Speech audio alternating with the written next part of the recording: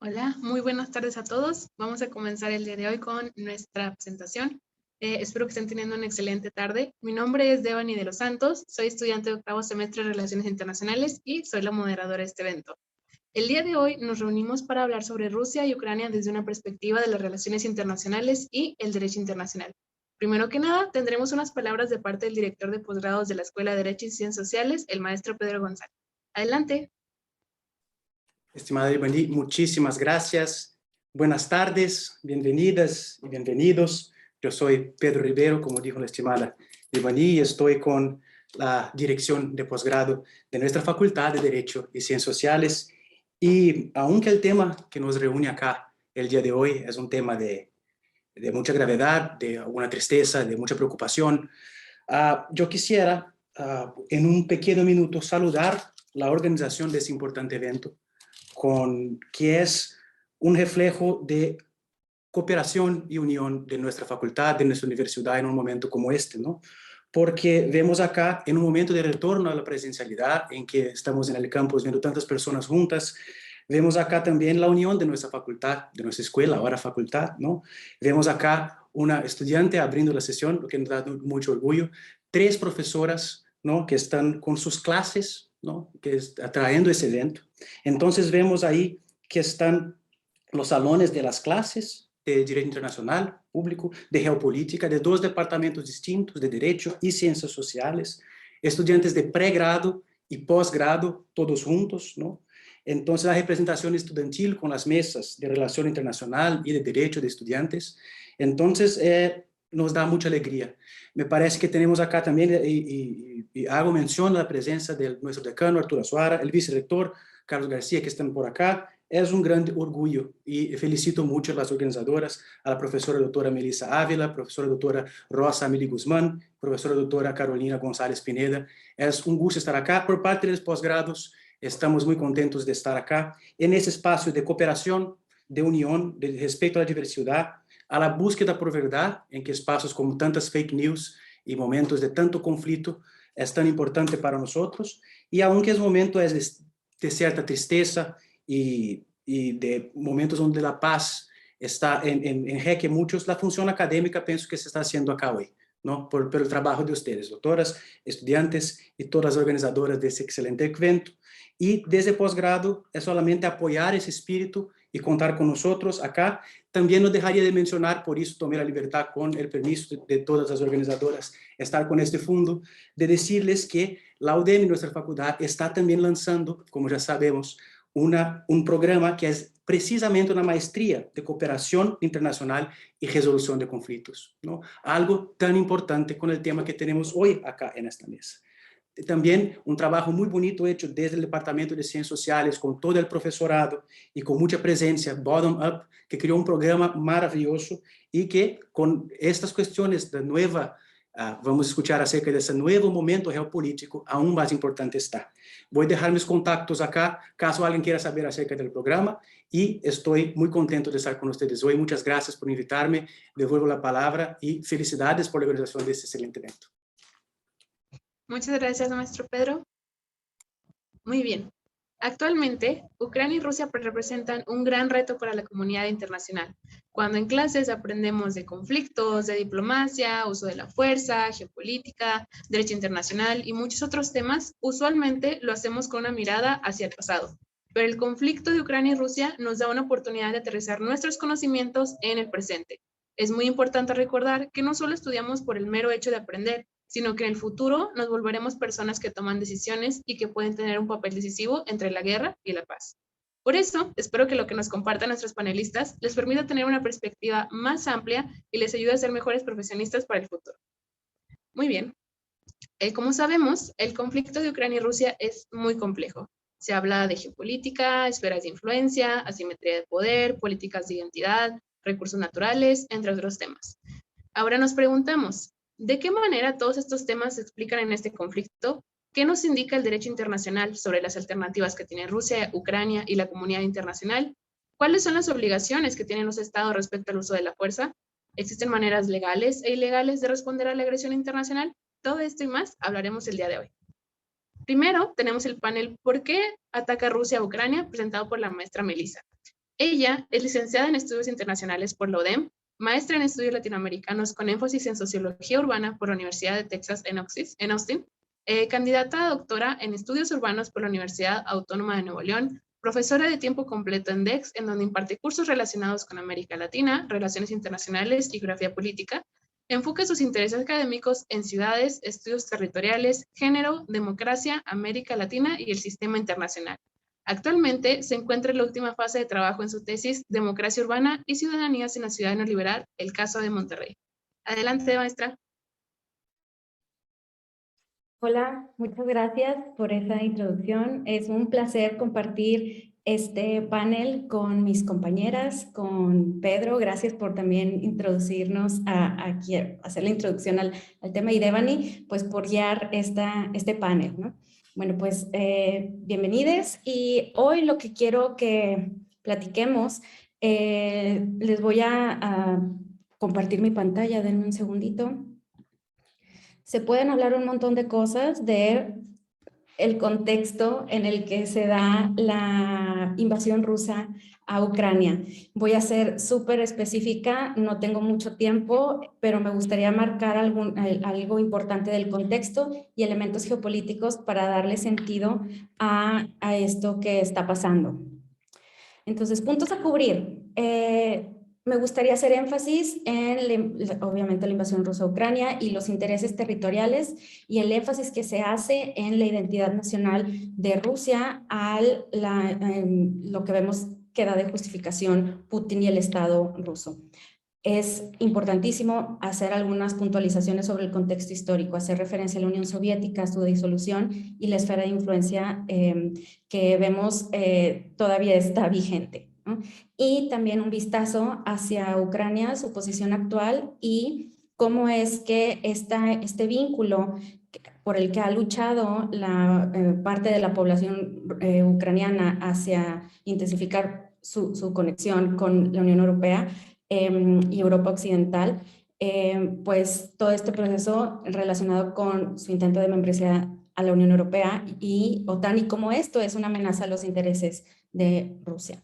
Entonces, para empezar, ¿a qué me refiero con intereses geopolíticos, con elementos geopolíticos? En esta ocasión yo voy a hacer énfasis en que lo geopolítico tiene que ver directamente con el territorio físico, sí, ¿no? Con la geografía. Al mismo tiempo, con los imaginarios y representaciones creadas de los territorios a través de discursos y percepciones. Entonces, tenemos que darnos cuenta que la manera en la que se justifican estas estrategias relacionadas con geopolítica tienen que ver con el territorio, con intereses materiales, pero están soportadas y justificadas a través de discursos y que crean imaginarios, representaciones geopolíticas. ¿Cómo justifica Putin la invasión a Ucrania? Primero hay que hacer énfasis en que alude a valores, historia e identidad nacional para justificar su estrategia e intereses territoriales materiales. Aquí yo les voy a compartir algunas de las, en los últimos años, del 2008 para acá, podemos irnos más atrás, pero creo que ahí podemos empezar a ver un parteaguas en cómo es que Putin hace referencia a que Ucrania es parte de Rusia. ¿Okay? Y esa es una de las primeras puntualizaciones que creo que es importante hacer de cómo lo ve el Estado ruso. Aquí les comparto, abril del 2008, en la cumbre de la OTAN, como invitado Vladimir Putin, lo que de las cosas que dijo en esta reunión, que estaba como invitado. Ucrania ni siquiera es un Estado. ¿Qué es Ucrania? Una parte de su territorio está en Europa del Este, sí, pero otra parte, una considerable, fue un regalo nuestro. Y esta parte de fue un regalo nuestro hace alusión a la Unión Soviética, que ojo, tenemos que darnos cuenta que lo que es ahorita Rusia no es la Unión Soviética, ¿no? Entonces, creo que ahí hace alusión y es importante hacer esta puntualización de cómo alude al pasado soviético, ¿no? Y de esa manera arma esta representación geopolítica de lo que, de acuerdo a la postura oficial rusa, realmente está en los confines de su territorio. Después, en marzo 18 de 2014, en el discurso de anexión de la península de Crimea por parte de Rusia, ¿ok? Ok, ahí ya vamos, ahorita voy a hacer un poco más adelante referencia a puntos importantes del avance de Rusia a estar cada vez más, hasta que estallara la guerra actual, ¿no? Pero lo que llegó a decir en el discurso, rusos y ucranianos son un solo pueblo. El hacer alusión al pueblo para empujar su estrategia geopolítica territorial, ¿no? Rusos y ucranianos son un solo pueblo. Kiev es la madre de las ciudades rusas. La antigua Rus es nuestra fuente común y no podemos vivir el uno sin el otro.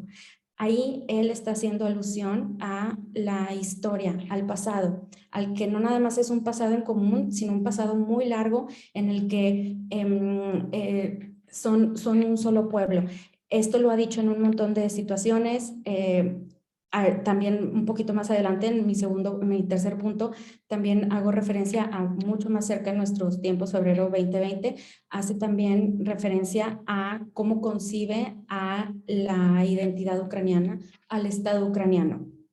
Y bueno, para hacer referencia al pasado, Putin hace constante referencia a cómo es que en realidad son un solo territorio, así como lo fueron antes de que se disolviera la Unión Soviética. Pero bueno, mi tercer punto, febrero 2020, entrevista a Putin en TASS, que es, aquí quiero puntualizar, y esto es bastante interesante, si ustedes buscan los videos que tiene TASS, que es la agencia de noticias estatal rusa, hay un montón de material que justo en los últimos días ha empezado a marcar que es una producción que ha sido fondeada por el Estado ruso.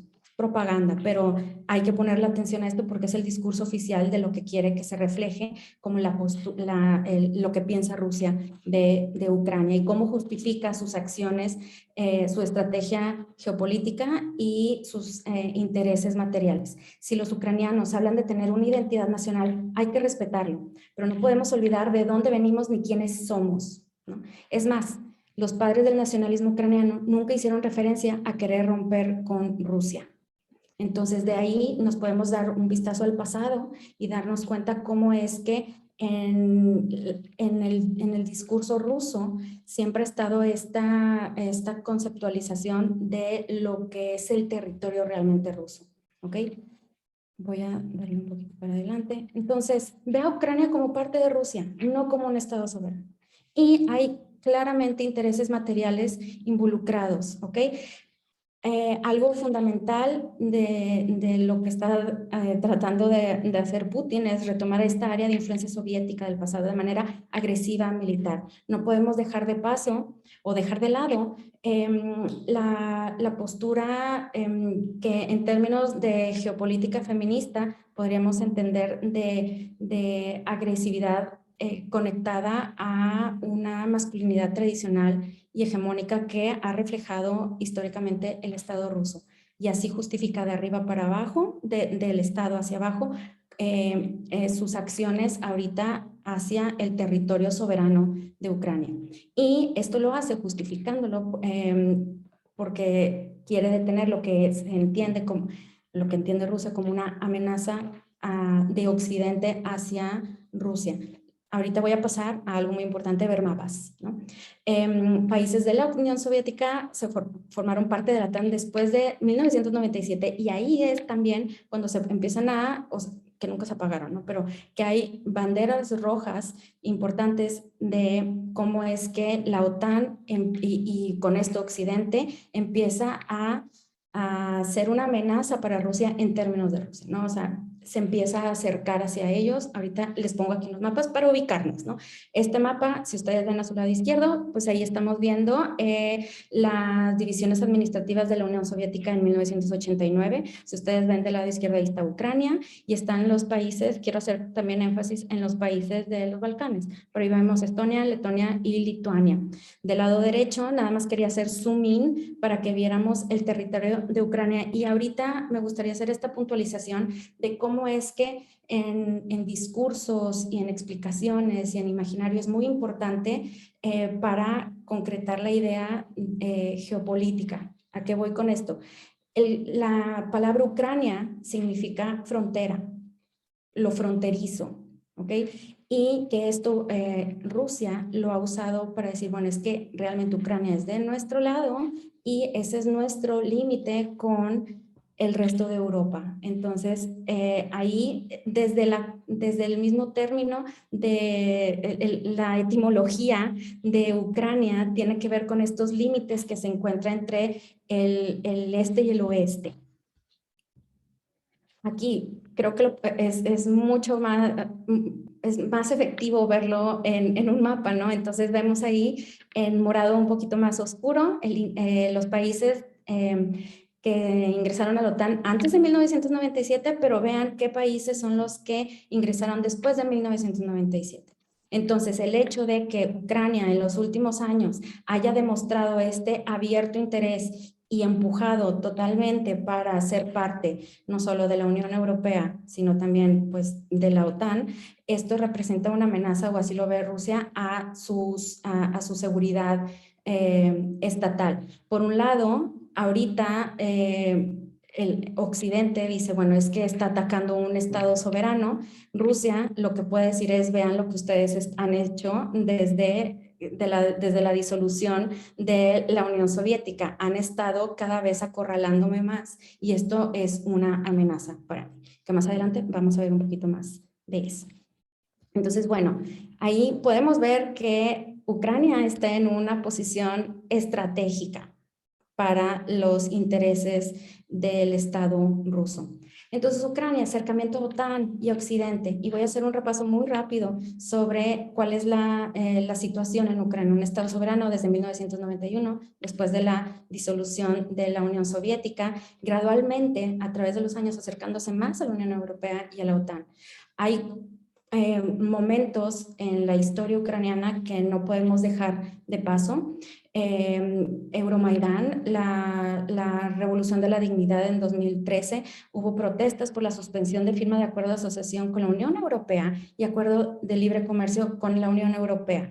Esto fue suspendido por el que era en ese momento el presidente Viktor Yanukovych y quien fue derrocado justo después, o sea, así termina la Revolución de la Dignidad. Entonces ahí se empieza a hacer más evidente que una gran parte de la población ucraniana empieza a empujar por un proyecto europeo. ¿Okay? Entonces ahí también al mismo tiempo que esto empieza a consolidarse, a ser más evidente ya en los últimos años, Rusia empieza su estrategia para tener el control de territorios que son estratégicos para sus intereses. La adhesión de Crimea a Rusia en el 2014, hay muchas razones por las que la península de Crimea es de tremendo interés para Rusia y también que lo veía como si este territorio formara parte de los confines de la OTAN, sería que ahí en la península de Crimea hubiera una base militar de la OTAN. Entonces ya estaría como en territorio que ellos consideran rusos, la amenaza occidental. Después, al mismo tiempo que se da lo de la adhesión de Crimea, el movimiento separatista en el Donbass, que ahorita les voy a poner un mapa para que nos ubiquemos más, se intensifica este movimiento separatista prorruso que en el 2014 se dio esta como guerra y se llegó también a un acuerdo de paz. Todo esto ha cambiado en los últimos años y se han intensificado las tensiones y los intereses que tenía Rusia en esta región. Y aquí tenemos que poner un parteaguas con la presidencia de Volodymyr Zelensky en el 2019 y donde es abiertamente empuja por el proyecto europeo en Ucrania. No es parte de la OTAN, Ucrania, ni de la Unión Europea, pero recibe fondos y armamento. ¿Okay? Lo que implica una amenaza para la esfera de influencia rusa y lo que, como ya les mostré algunos ejemplos, como Rusia considera totalmente esta región como parte de su territorio. En febrero del 2022, ya en pleno ataque ruso en territorio ucraniano, vemos cómo empuja también el gobierno ucraniano a mirar hacia Europa. Hacen un llamado, ahí les pongo la cita, hacemos un llamado a la Unión Europea para la adhesión inmediata de Ucrania bajo un procedimiento especial. ¿Por qué? Porque ya se había dado la abierta misión especial de Rusia en territorio ucraniano, que en los últimos días hemos visto que empezó como una misión especial en la que uno reconoce la independencia de las regiones del Donbass e inicia esta misión a la que yo hacía referencia, misión especial. Entonces, en esta región no es reconocida como independiente por el resto de la comunidad internacional, ¿no? Entonces, este es un punto muy, muy importante porque en los términos de Rusia, ese territorio no es ucraniano, entonces avanza en territorio que ha estado en juego desde años atrás y ahorita ya tiene, pues, los rusos tienen el control. Entonces, para ubicarnos un poquito más, el Donbass, que las regiones es Lugansk y Donetsk, ahí lo pueden ver del lado derecho. Si nosotros fuéramos, no lo puse, pero ahí les podría haber mostrado, quiero que se lo imaginen, un mapa de las elecciones del 2019 en donde gana Zelensky. Nosotros podemos ver cómo es que la parte, sobre todo la parte derecha de Ucrania, vota por el que era el candidato pro Rusia. ¿Ok? Y prácticamente una sociedad polarizada. Entonces, ahorita ya con esta rearticulación del discurso más enfocado hacia Europa, lo que vemos es un ataque y violento, directo hacia Ucrania de parte de Rusia. Aquí, literal, este mapa lo acabo de agarrar súper rápido porque esto está cambiando en el momento. Entonces, algunos de los territorios súper importantes que habrá que ponerle atención es, seguramente ya lo han escuchado viendo las noticias, que está esta contención de lo que se quiere proteger, obviamente son las grandes ciudades que han caído, todavía no llegan a, ya cayó Kherson y están empujando por Mykolaiv y sin duda tenemos que ponerle atención a la capital, ¿no? Entonces, la verdad es que ahorita pues está todo esto en juego y pues no nos queda más que seguir poniendo atención. Espero que este contexto súper breve para poner ahí los intereses geopolíticos que hacen alusión al pasado soviético, a la historia rusa para justificar estos intereses materiales, nos ayuden a entender lo que viene a futuro, lo que está pasando ahorita y viene a futuro. Y bueno, pues muchas gracias por haberme puesto atención y pues más adelante estaré abierta a cualquier pregunta y a dialogar con mis compañeras. Muchas gracias, doctora. Aquí también tenemos una cajita de preguntas. Tenemos preguntas y respuestas por si quieren ir poniendo sus preguntas ahí para más tarde. Ahora tendremos el panel Agresión Internacional y el uso de la fuerza por la doctora Rosa Emilia Guzmán Pérez. Adelante, doctora. Muchas gracias, Devani.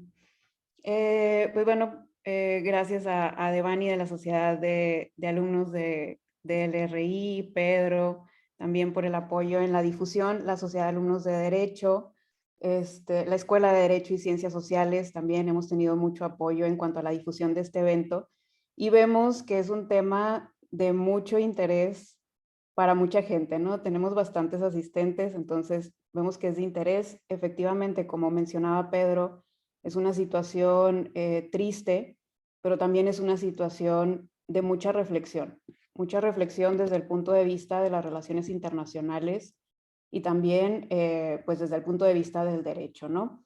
Como ya mencionaba Melissa ahorita, Rusia tiene una justificación veíamos basada en valores, historia, identidad nacional, que ya explicaba muy bien Melissa. Pero también tiene una justificación desde el punto de vista jurídico. Es decir, estamos haciendo uso de la fuerza, pero ese uso de la fuerza está dentro de los márgenes permitidos por el derecho internacional, ¿no? Entonces, esta parte pues también es importante de entender y ver cómo funciona el uso de la fuerza dentro del derecho internacional. Entonces, voy a también pues a tratar de ser breve en los puntos. Vamos a ver algunos argumentos de Rusia, especialmente retomé los argumentos del representante de Rusia en la Asamblea General, porque pues, bueno, están más centrados en los aspectos jurídicos de esa justificación. Tenemos la prohibición del uso de la fuerza, las excepciones a esa prohibición, lo que constituye una agresión como concepto jurídico y otras violaciones al derecho internacional que están relacionadas con ese uso de la fuerza. Entonces, en cuanto a los argumentos más cercanos, como les decía, al ámbito jurídico, tenemos, pues bueno, un objetivo, ¿no? Y lo que se dice es que el objetivo no es ocupar Ucrania, no es una ocupación, sino pues está buscando proteger a la población de Donetsk y de Luhansk, que también Melissa ya mencionaba, y ya veíamos en el mapa en dónde están ubicados estos territorios. Se dice que se respeta la Declaración sobre los Principios de Derecho Internacional referente a las relaciones de amistad y a la cooperación entre los estados de conformidad con la Carta de las Naciones Unidas, que de acuerdo con los argumentos de Rusia, esta declaración se aplica a los estados que se conducen de conformidad con el principio de igualdad, la libre determinación de los pueblos y que tienen un gobierno que representa a la totalidad del pueblo que pertenece a ese territorio. Entonces, de acuerdo con Rusia, pues Ucrania no cumple con estas condiciones, ¿no? Por lo tanto, pues esta declaración, estos principios sobre las relaciones de amistad no serían aplicables. Tenemos también esta protección contra Ucrania, un régimen que pretende tener acceso a armas nucleares, que busca adherirse a la OTAN y que hace falsas reclamaciones territoriales. En general, el argumento jurídico, digamos, más fuerte, ¿no? Puesto en relieve por Rusia, es la utilización del artículo 51 de la Carta de las Naciones Unidas, que se refiere al ejercicio de la legítima defensa. Entonces, ¿qué es lo que dice la Carta de las Naciones Unidas sobre el uso de la fuerza? Pues contiene una prohibición. En términos del artículo 2, número 4, se establece que los miembros de la Organización de las Naciones Unidas tienen que abstenerse de recurrir a la amenaza o al uso de la fuerza contra la integridad territorial o la independencia política de cualquier Estado o en cualquier forma incompatible con los propósitos de la Carta. Esta disposición es reconocida como un principio del derecho internacional y como tal se impone a todos los estados, ¿no? Independientemente de su pertenencia o no a la organización, es un principio de derecho internacional, que además se reafirma en la Declaración de 1970 sobre los principios referentes a las relaciones de amistad, que justo acabamos de mencionar en la declaración del representante ruso en la Asamblea General. Entonces tenemos, de acuerdo con esta disposición, que el uso de la fuerza está prohibido contra estos tres elementos: integridad territorial, independencia política y en cualquier forma inconsistente con la Carta. De ahí, pues bueno, podríamos entonces interpretar, jugando un poco al abogado del diablo, que el uso de la fuerza está entonces autorizado siempre que no se contravengan esos tres puntos, ¿no? Y en esta interpretación, la Carta establecería entonces solo algunas restricciones. Es decir, si yo cumplo con las tres cosas, no estoy atacando la integridad, no estoy atacando la soberanía y no estoy yendo en contra de los principios, los propósitos de la Carta, entonces tengo un uso autorizado de la fuerza, ¿no? Que podríamos retomar en estos tres puntos los argumentos de Rusia en cuanto a, bueno, estamos defendiendo a ciertos territorios, no estamos yendo en contra de la soberanía de Ucrania, porque como ya explicaba Melissa, no reconocemos que sea un Estado soberano, y además nuestro uso de la fuerza decimos que es conforme a la Carta, porque precisamente estamos buscando reafirmar los principios que establece la Carta de las Naciones Unidas. Pues bueno, esto no es así. no funciona así la disposición de la Carta. Realmente la prohibición del uso de la fuerza es una prohibición que es prácticamente absoluta. Digo prácticamente porque ahorita vamos a ver cuáles son las únicas 2 excepciones. ¿Por qué es una prohibición casi absoluta? Pues porque tenemos el propósito de las Naciones Unidas, que es mantener la paz y la seguridad internacionales. Y desde el preámbulo de la Carta se menciona que el objetivo es preservar a las generaciones venideras del flagelo de la guerra, que ya se había sufrido evidentemente en la Primera Guerra Mundial y la Segunda Guerra Mundial.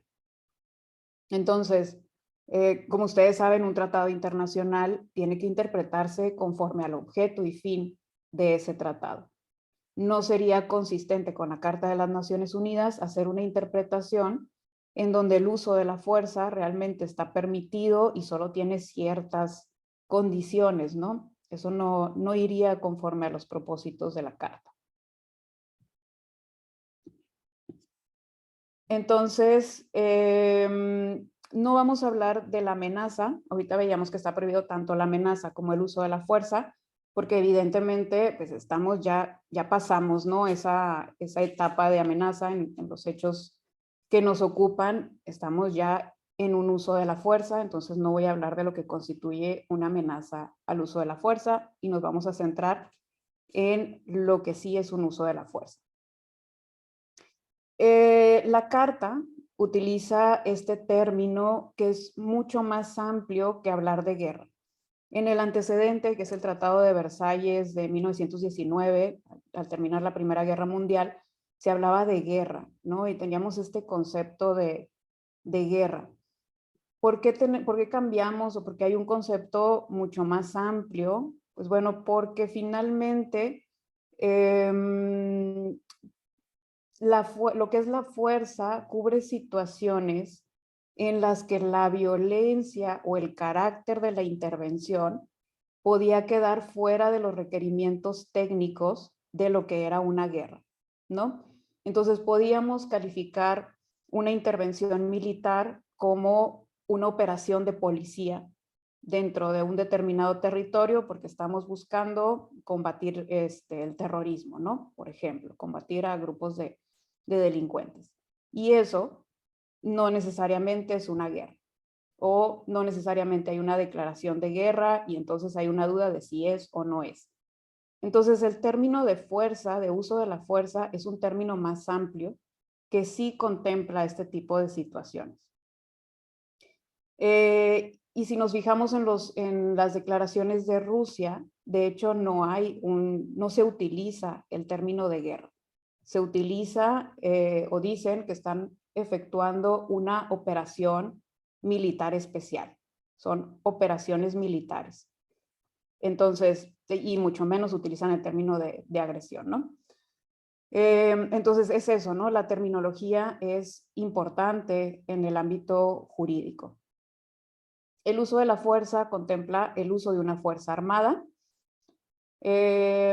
Ahora, aquí hay discusiones, ¿no? Sobre esto se puede extender un poco más porque también hay discusiones importantes en el contexto actual, en donde también enfrentamos situaciones de ciberataques, donde no necesariamente hay esta intervención de una fuerza armada como tal, y hay un debate de cuándo un ciberataque puede hacer un uso de la fuerza o no. Pero no vamos a entrar en esa discusión, ¿no? Por lo pronto, y conforme a los hechos, pues vamos a quedarnos con esta intervención que implica una fuerza armada. Y también es importante recalcar que no se justifica el uso de la fuerza por la reivindicación de territorios. Esto también es algo que se ha resuelto en algunos casos, por ejemplo, el de Eritrea contra Etiopía, Guyana contra Surinam, en donde se recalca esta parte, en donde el uso de la fuerza tampoco se justifica, aun cuando la reivindicación de territorios, el reclamo de territorios pueda ser legítimo, ¿ok? No estoy diciendo que lo sea en este caso, pero digo, incluso cuando es legítimo ese reclamo de territorios, no se justifica el uso de la fuerza. Entonces, tenemos únicamente 2 excepciones a la prohibición. Una excepción son las medidas del Consejo de Seguridad, es decir, la autorización del uso de la fuerza por parte del Consejo de Seguridad, que no vamos a tocar aquí porque evidentemente no hay una autorización para Rusia de hacer uso de la fuerza.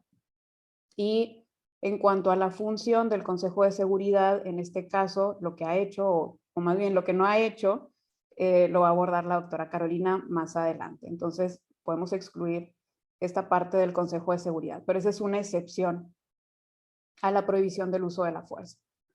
Y luego tenemos otra excepción que es la legítima defensa, que como veíamos es uno de los argumentos más importantes en términos jurídicos.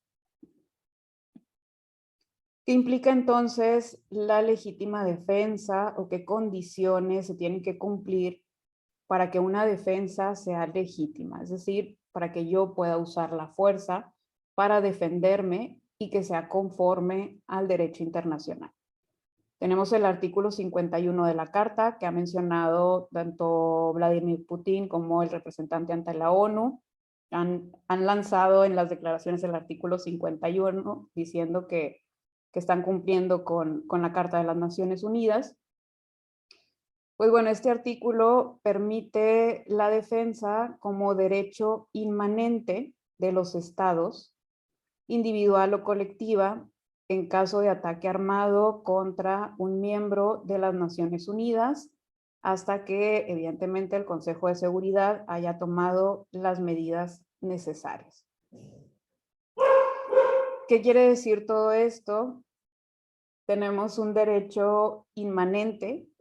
¿Qué es un derecho inmanente? Pues es un derecho que precede a la Carta de las Naciones Unidas, que existe antes de la Carta. ¿Por qué? Porque realmente nace de la costumbre internacional y es un derecho que puede ser ejercido por cualquier estado independientemente de su pertenencia o no a las Naciones Unidas. Eso es lo que quiere decir esa primera parte. La legítima defensa individual o colectiva, bueno, se puede ejercer por un estado a defenderse a sí mismo ante un ataque armado, pero también se puede ejercer de manera colectiva. ¿Cuáles son los requisitos de esa defensa colectiva? Que un estado sea víctima de un ataque armado, ¿no? Igual que en la individual, y que ese estado solicite la asistencia o la ayuda de otro estado. Esta parte pues también es importante, ¿no? Y luego tenemos también los sistemas colectivos de defensa como la OTAN. La legítima defensa tiene que ser en caso de un ataque armado. El ataque armado entonces se tiene que comprobar, tiene que existir, ¿ok? Y aquí en cuanto a la existencia de un ataque armado, de cuándo empieza ese ataque armado, hay discusiones también sobre la defensa preventiva, la defensa anticipada, y es decir, bueno, es que yo estoy ejerciendo una defensa que es legítima porque ya sé que me van a atacar, ¿no? Ya sé que vienen contra mí, entonces ya me estoy defendiendo y esa defensa es legítima en términos del artículo 51 de la Carta. Pues bueno, aquí también, digamos que el estándar es alto porque realmente ese ataque se tiene que acreditar como un ataque inminente en términos razonables y evidentes. Es decir, estoy viendo que ese estado tiene la mano ya en el botón rojo, ¿no? Prácticamente. O sea, tiene que ser realmente ese ataque inminente. No podemos decir, ejerzo la defensa y es legítima porque Ucrania está buscando adherirse a la OTAN. Evidentemente el argumento no es válido, ¿no? En términos de lo que se requiere para esta defensa preventiva y que caiga dentro del ámbito del artículo 51. Además de la práctica y de la interpretación que ha hecho la Corte Internacional de Justicia y en general, ¿no? En los casos en los que se han presentado este tipo de defensas, la defensa tiene que ser necesaria, instantánea, proporcional. Entonces, si nos fijamos, la legítima defensa es muy estricta en cuanto a sus elementos. todo esto se tiene que acreditar para poder decir que estamos dentro de los márgenes del derecho internacional. ¿Qué quiere decir necesaria? Que no había otra alternativa para reaccionar, que no teníamos tiempo de tomar otras medidas para evitar o para responder a ese ataque armado. Eso quiere decir que la defensa sea necesaria.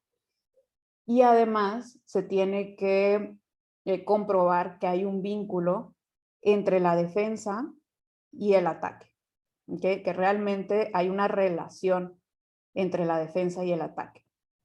Lo que supone, pues, una inmediatez, ¿no? El hecho de que sea una reacción instantánea.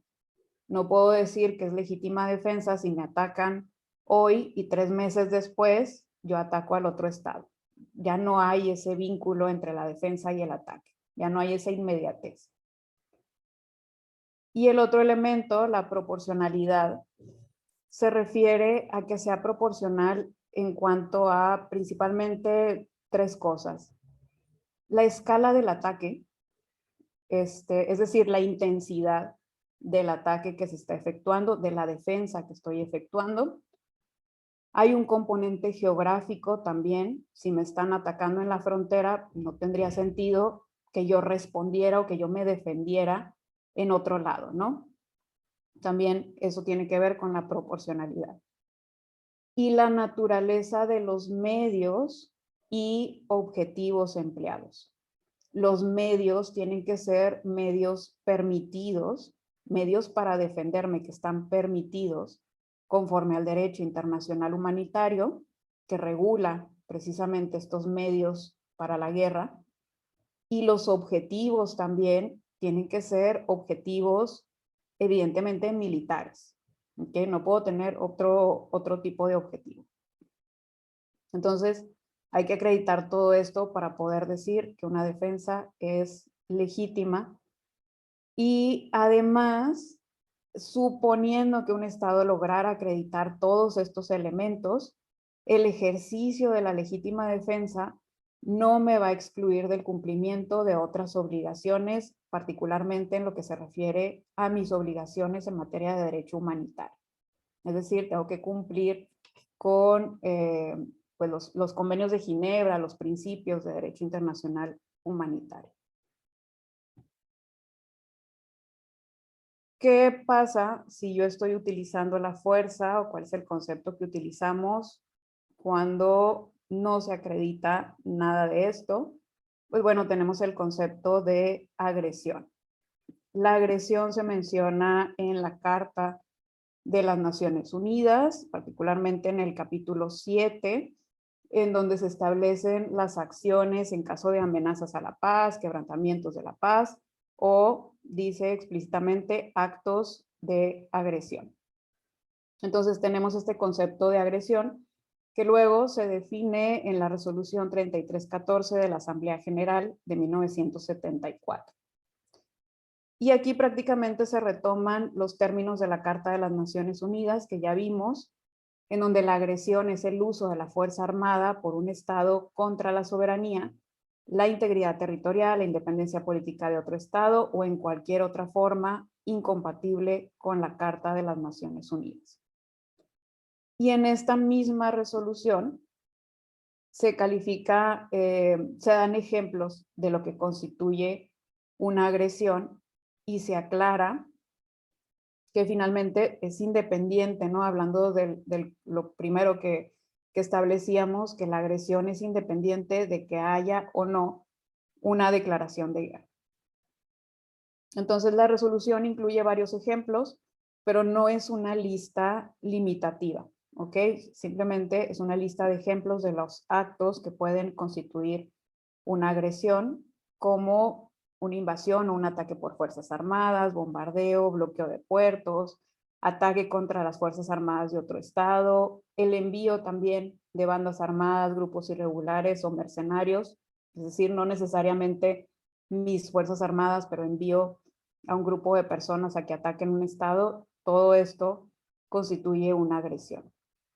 Y Vemos esta calificación en la decisión de la Asamblea General del 1 de marzo, en donde se habla de agresión contra Ucrania, ¿no? Y en algunos puntos, pues bueno, se deplora esta agresión de la Federación Rusa contra Ucrania en violación del artículo 2, párrafo 4 de la Carta. Entonces, claramente tenemos esa calificación de los hechos. También está la definición del crimen de agresión, la agresión, ¿no? como crimen contra la paz, que se menciona tanto en la resolución 2625 de 1970, que vuelvo a esta resolución, que es la de los principios aplicables a las relaciones de amistad, y la resolución 3314 de 1974, que es la que define la agresión. Entonces señala que constituye un crimen contra la paz. Y en el Estatuto de Roma tenemos también el crimen de agresión cometido por una persona cuando está en condiciones de controlar o dirigir la acción político-militar de un Estado, y esa persona planifica, prepara, inicia o realiza un acto de agresión que constituye una violación a la Carta de las Naciones Unidas. Y se retoma la misma definición de agresión que ya mencionamos. Entonces tenemos también este crimen de agresión. Ahora, no hay que confundirnos y pensar que la Corte Penal Internacional va a juzgar a alguien por el crimen de agresión, porque también hay condiciones para la jurisdicción de la Corte Penal Internacional. Si bien la Corte Penal ya inició una investigación, esa investigación es para los crímenes de lesa humanidad y los crímenes de guerra. ¿Por qué? Porque el consentimiento de Ucrania para la jurisdicción de la Corte Penal Internacional es únicamente para esos dos crímenes. Entonces, Corte Penal Internacional está viendo esos dos, crímenes de guerra y crímenes de lesa humanidad. Queda excluido el crimen de agresión.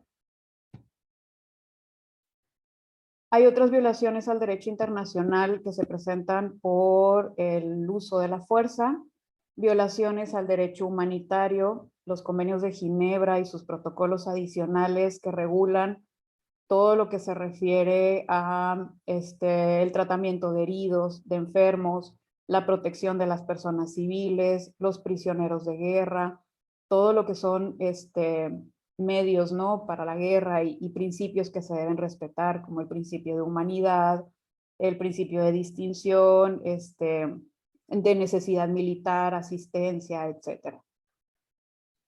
Otros principios y tratados internacionales, como el principio de soberanía, principio de integridad territorial, además de la Carta de la ONU, pues otros tratados internacionales que precisamente regulan las relaciones de amistad entre los estados.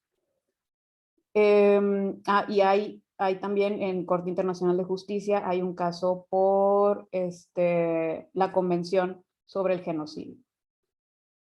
Y tenemos pues el derecho penal internacional que, como mencioné, pues puede resolver cuestiones sobre los crímenes de guerra y los crímenes de lesa humanidad.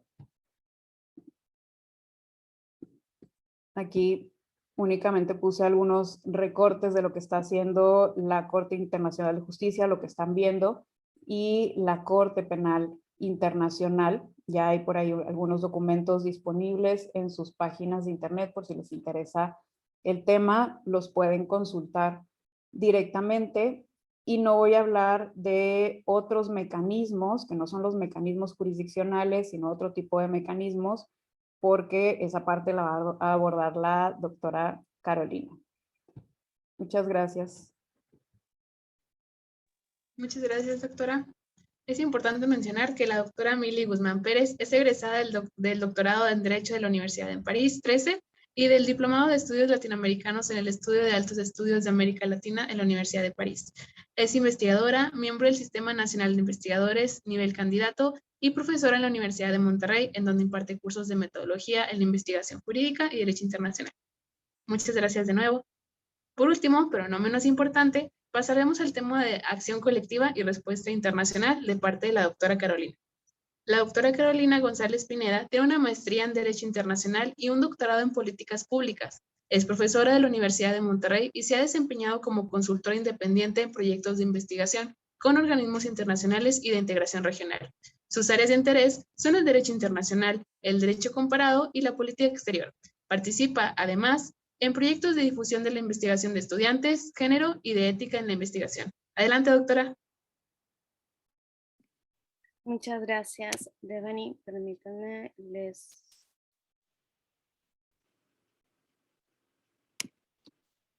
Dame un segundito.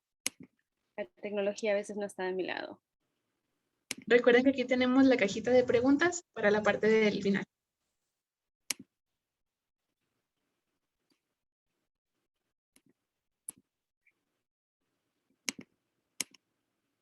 Vale. Muchísimas gracias y buenas tardes. Es para mí de verdad un honor estar en compañía de Melissa y de Rosy, que son dos de las personas que más admiro y que tienen siempre algo brillante que aportarnos.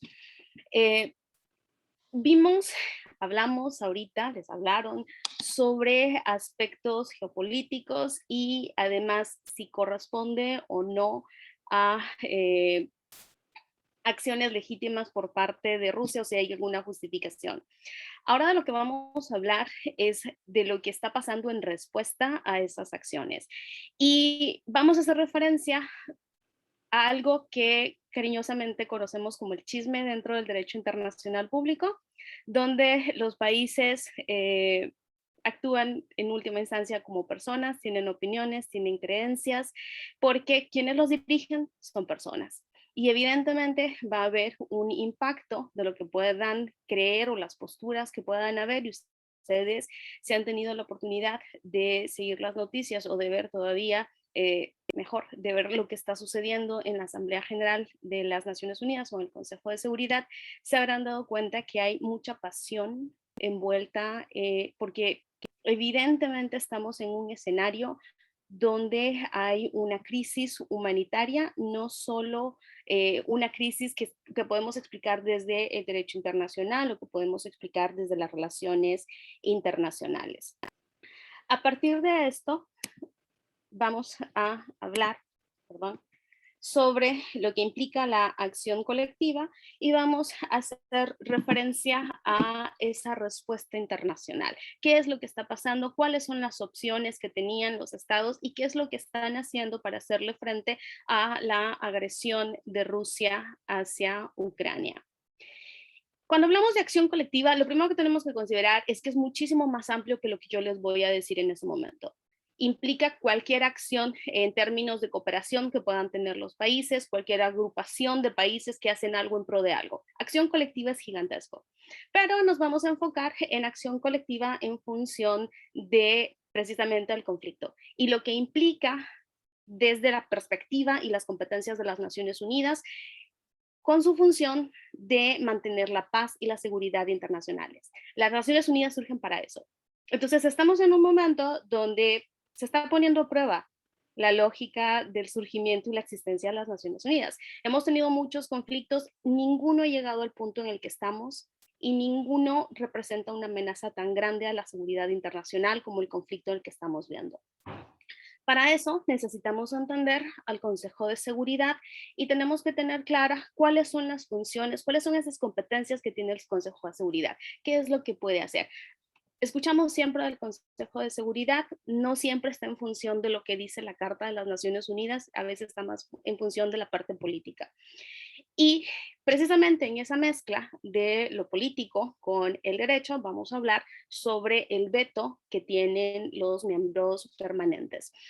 El artículo 27 de la Carta de las Naciones Unidas establece la toma de decisiones dentro del Consejo de Seguridad y no dice per se que los miembros permanentes tienen veto. Sin embargo, señalan la necesidad de contar con el voto de todos los miembros permanentes del Consejo de Seguridad para ciertos temas, lo que implica la posibilidad de bloquear las decisiones, que es precisamente lo que ha venido pasando no solo ahorita, sino históricamente, cuando los intereses de uno de los miembros permanentes del Consejo de Seguridad se ven involucrados en las decisiones del Consejo de Seguridad. El Consejo de Seguridad, si retomamos el capítulo 7 de la Carta de las Naciones Unidas, frente a lo que está pasando, tiene o tuvo, porque desgraciadamente hubo un veto por parte de Rusia, tuvo una serie de opciones y qué era lo que se podía hacer. Primero, el Consejo de Seguridad tiene la obligación de identificar las amenazas. Cualquier amenaza o cualquier quebrantamiento a la paz, cualquier acto de agresión, el Consejo de Seguridad debe poder identificarlo. A partir de eso puede establecer sanciones, ya sean sanciones preventivas, obviamente eso estamos hablando antes de que Rusia hubiera hecho su ataque, o bien puede generar sanciones que busquen eliminar la acción y tiene diferentes formas. Pueden ser sanciones económicas, sanciones financieras, comerciales, pueden haber sanciones diplomáticas. Aquí el punto es que quien determina el alcance de cada una de esas sanciones es el Consejo de Seguridad. Por eso es, y cuando hablamos sobre la respuesta internacional, las acciones que estamos viendo son unilaterales. Son los países frente a lo que está sucediendo. No vienen ya del Consejo de Seguridad, indistinto sea que Estados Unidos sea un miembro permanente del Consejo de Seguridad. Las sanciones que aplica son unilaterales. Además de eso, el Consejo de Seguridad puede autorizar el uso de la fuerza a partir de las operaciones de mantenimiento de paz, ya sea con fuerzas multinacionales o intervenciones a cargo de organizaciones regionales. Esas son las cosas que, de acuerdo con la Carta, puede hacer el Consejo de Seguridad muy en términos breves y generales. Entonces, pensemos en el conflicto y pensemos en lo que sucedió.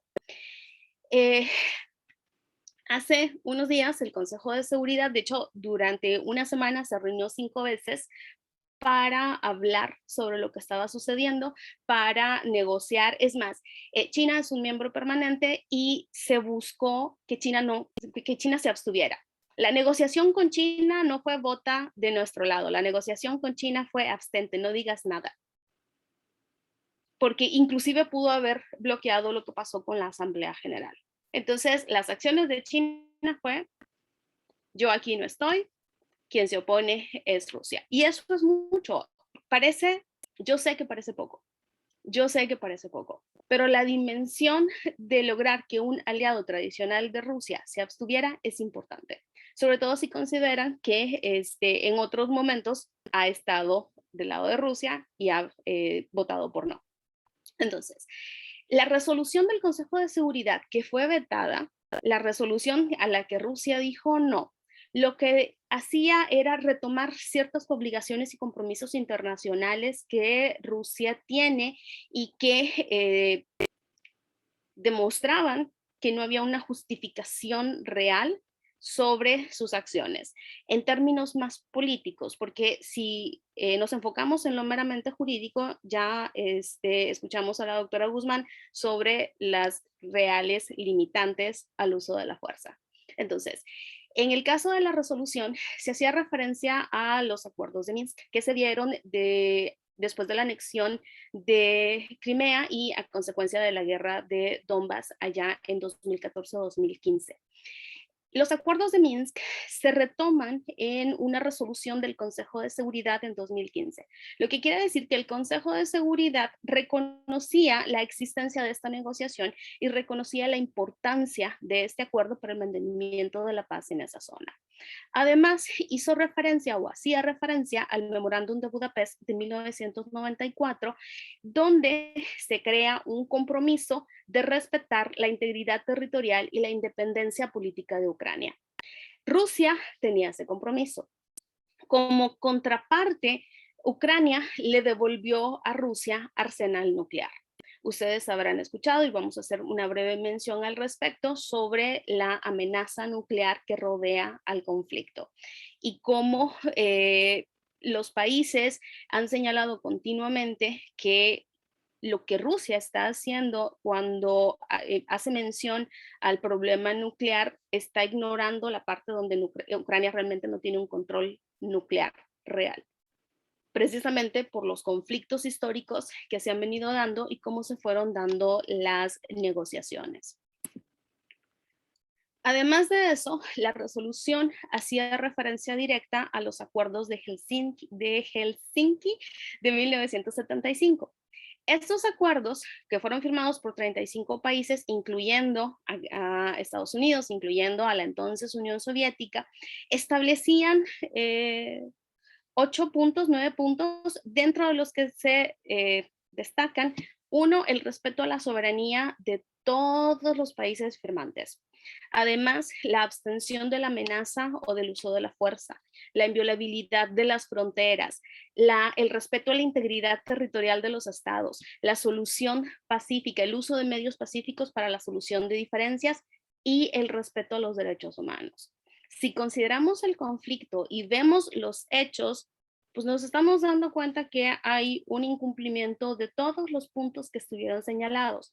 ¿A quién podrá decir? Ninguno de estos es un tratado internacional, ninguno de estos es vinculante. Sin embargo, si recordamos las clases de Derecho Internacional Público, no porque esté en un tratado es la única forma de que sea obligatorio, no solo porque es soft power no es obligatorio.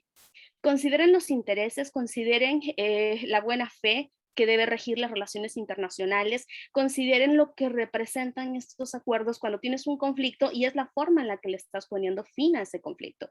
Si bien estos 3 acuerdos son precisamente acuerdos internacionales, son soft power, existe una obligatoriedad de cumplimiento porque los puntos a los que hacen referencias son just cause.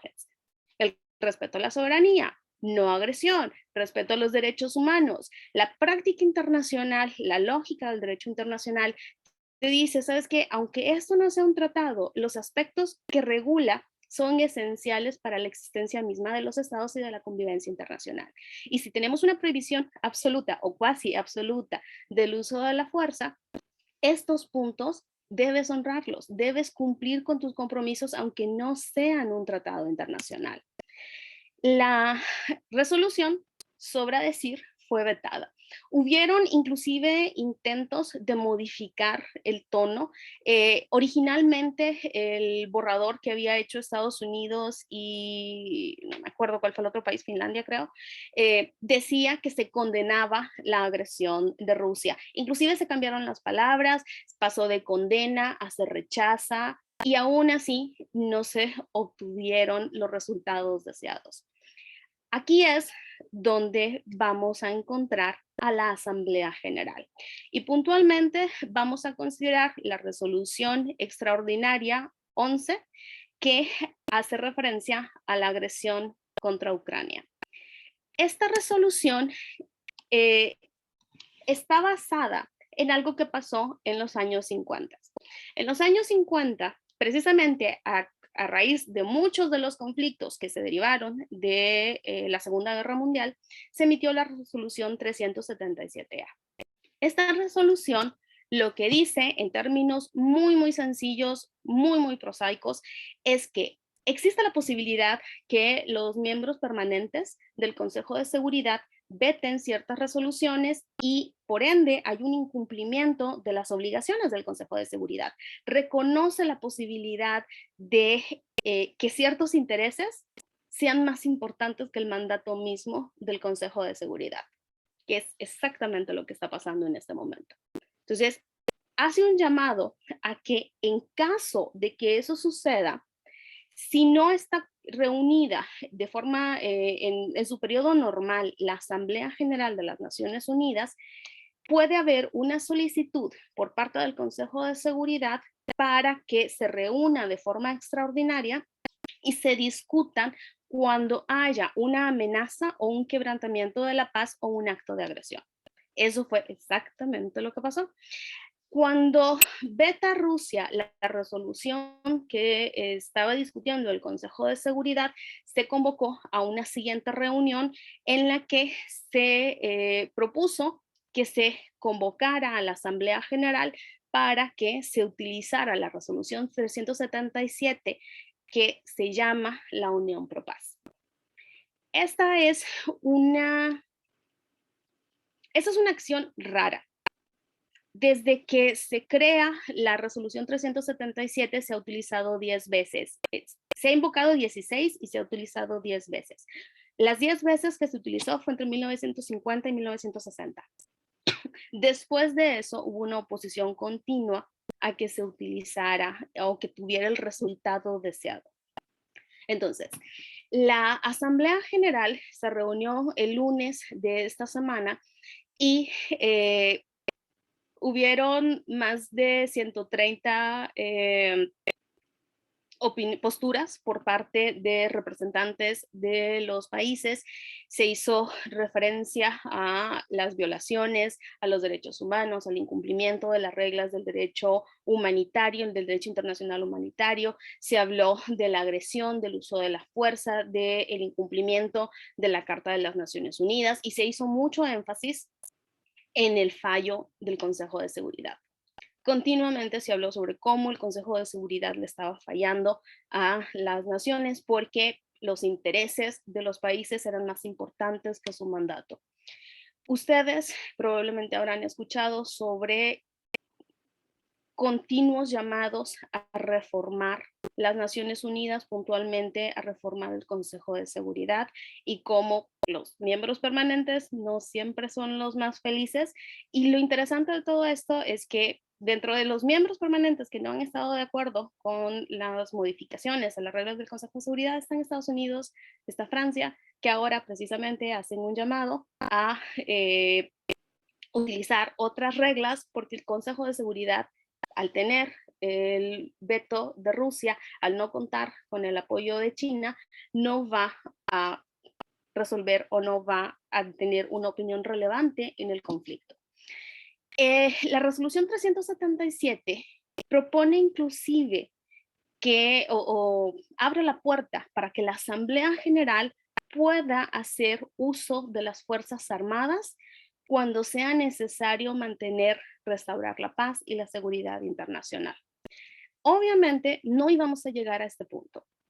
No hay un compromiso en este momento por parte de los países para ingresar en un conflicto armado más allá de apoyar a Ucrania o intentar aislar a Rusia por las connotaciones políticas y lo que puede derivar.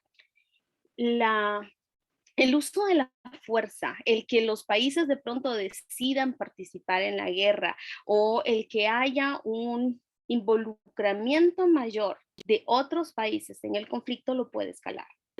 Si ustedes preguntan, entonces, ¿qué pasa? Entonces, ¿cuál va a ser la solución? ¿Sirve de algo? ¿No sirve de algo? Esperen un par de diapositivas y vamos a llegar a esa respuesta.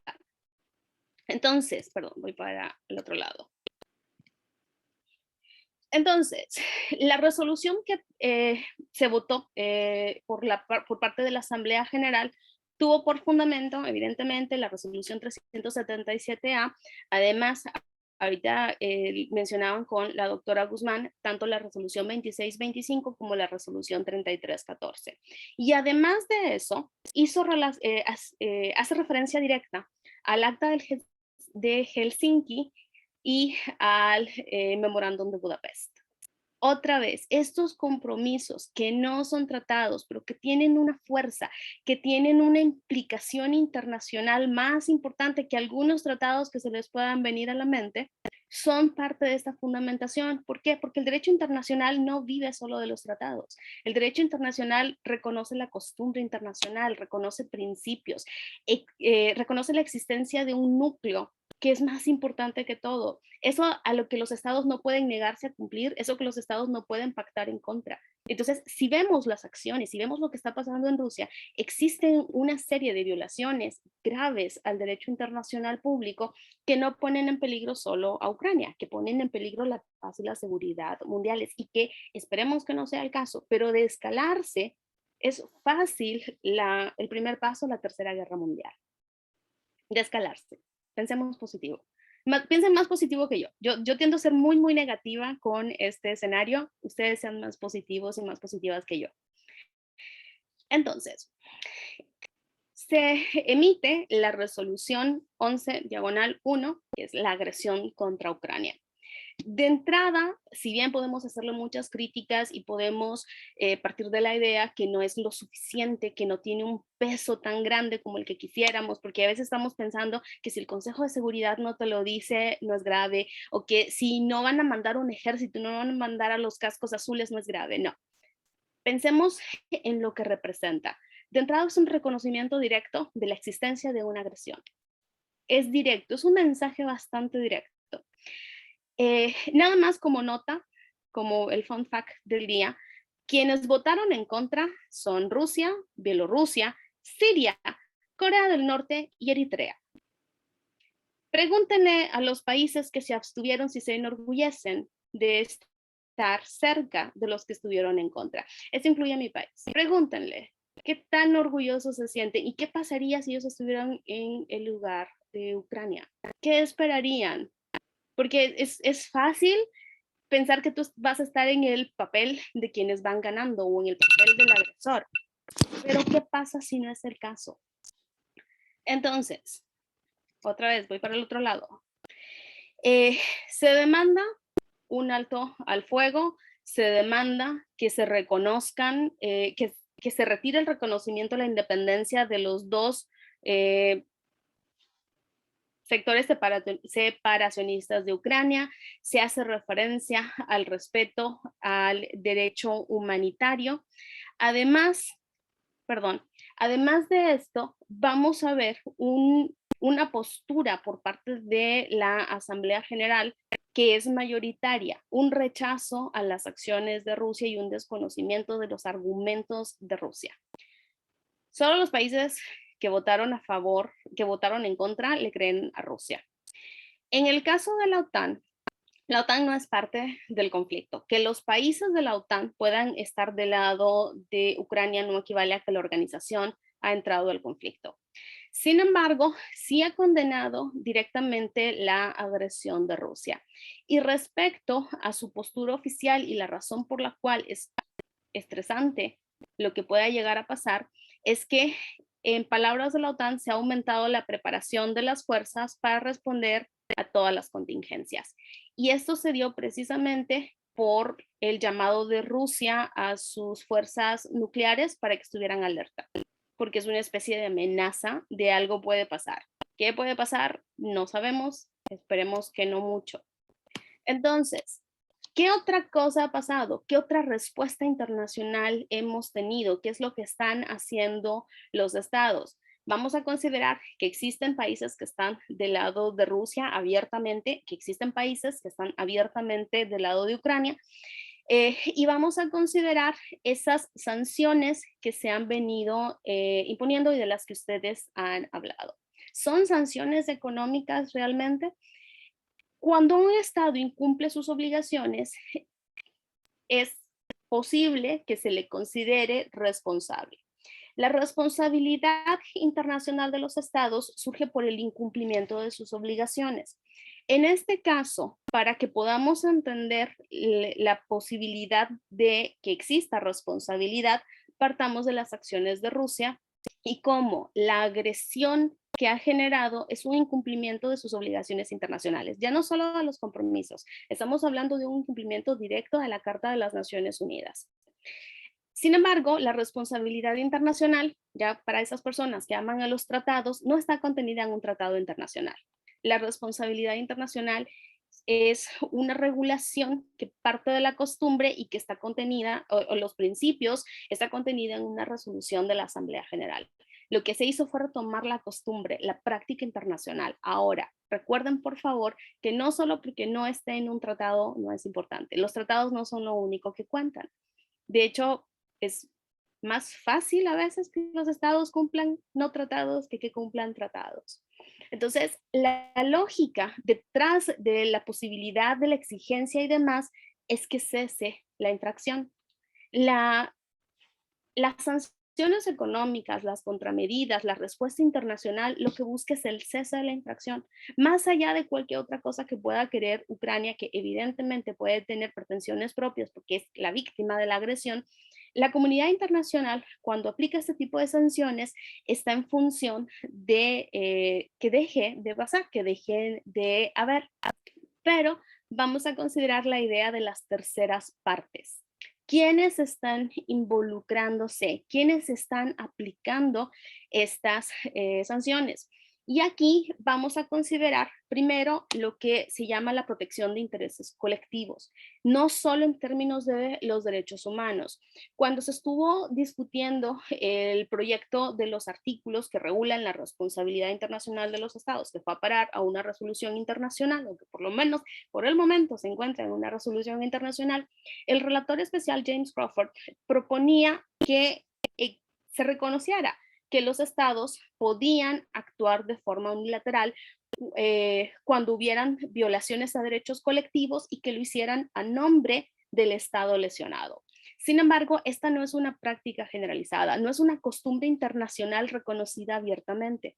Eso generó un rechazo y esta idea de yo voy a aplicar una sanción de forma unilateral, uno, es una práctica solo de algunos estados, no todos los estados reconocen y hay muchos estados que están en contra directa de este tipo de sanciones o de este tipo de coerción internacional. ¿Qué es lo que está pasando y qué es lo que ustedes han visto? Gran Bretaña, Canadá, Estados Unidos, la Unión Europea, Japón son los países que han reaccionado de forma directa con las sanciones económicas y se han ido sumando otros. Se han venido aplicando en diferentes momentos. Las primeras que se aplicaron antes del ataque de Rusia se consideraban casi ridículas. Sin embargo, a consecuencia del ataque, se incrementaron significativamente. La primera y la más importante, probablemente la que ustedes van a escuchar que ha tenido el impacto más significativo, es la exclusión de los bancos rusos del sistema financiero SWIFT. Sin embargo, no son todos los bancos. ¿Por qué? Porque dentro de esos bancos está un banco que pertenece a la empresa de gas nacional de Rusia que puede poner en peligro, o sea, si se bloquea ese banco, se puede poner en peligro el suministro de gas en Europa. Y evidentemente tú quieres castigar a Rusia, pero no quieres castigarte en el proceso. Además, un congelamiento de los activos de los bancos para que no puedan, de ciertos bancos para que no puedan financiar la guerra, la prohibición de transacciones financieras y se está generando una obligación en las bancas nacionales para que rompan relaciones con la banca rusa. También se están aplicando sanciones a personas. Estas son más como simbólicas que reales, pero el que le congeles dinero a Putin o que le congeles dinero a las personas allegadas, que le quites las visas a ciertos oligarcas, que confisques los bienes que puedan tener en la Ribera Francesa ciertos oligarcas. ¿Por qué? Porque lo que buscan es cerrar de tal forma los vínculos sociales o los intereses políticos y que haya una presión al gobierno.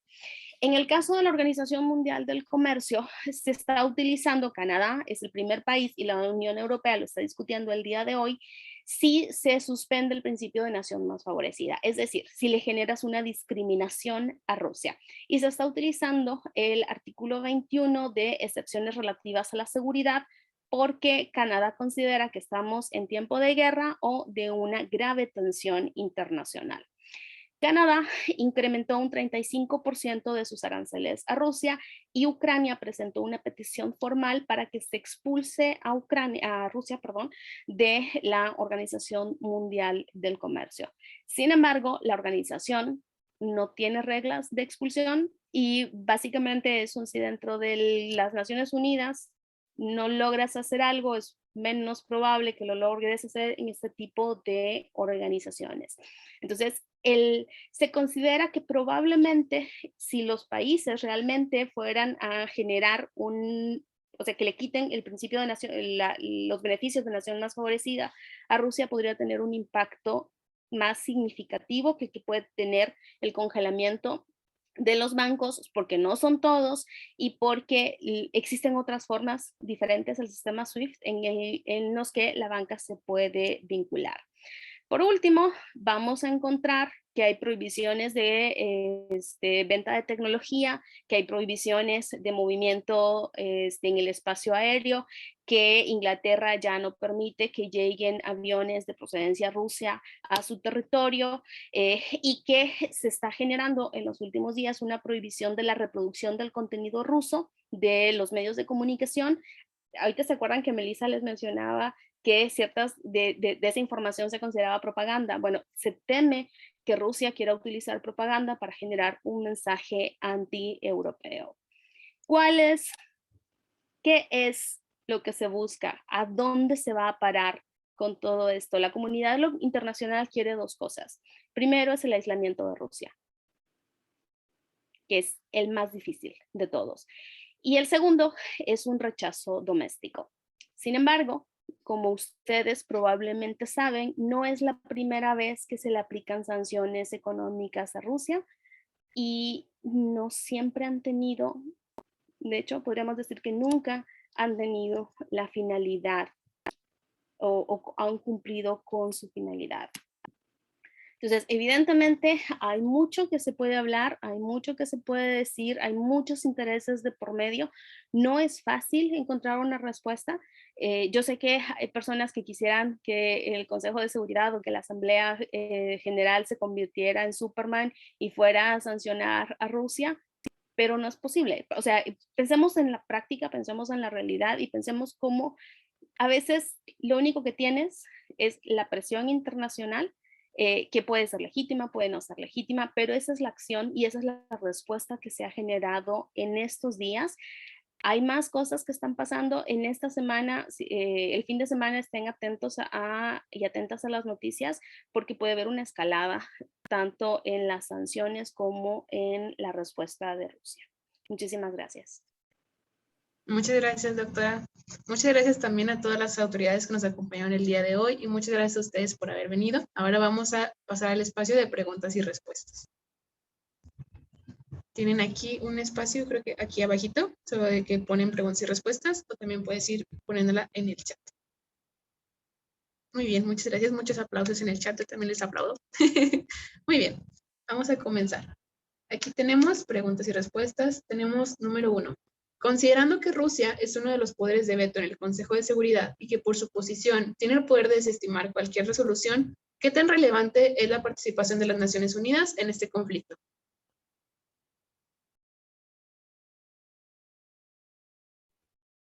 Claro.